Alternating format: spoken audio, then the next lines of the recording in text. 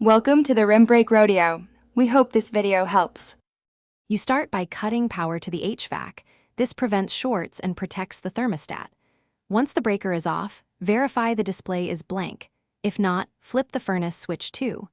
Next, photograph the wiring at the base so you can restore each labeled wire exactly where it belongs. Make sure to have a small Phillips and flathead ready. Finally, put on insulated gloves and steady yourself on a stable stool. These first steps minimize risk and speed the removal process. With power off, you gently separate the display from the wall base.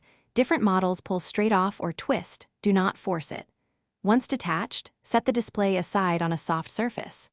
Next, loosen the terminal screws just enough to free each wire while holding them steady, because wires can retract.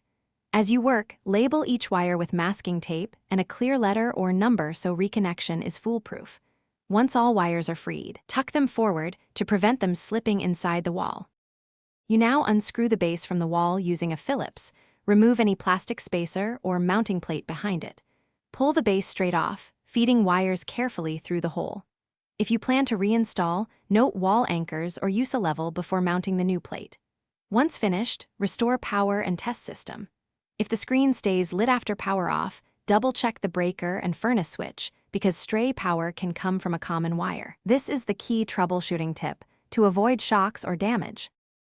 Thanks for watching. Consider subscribing if we helped you.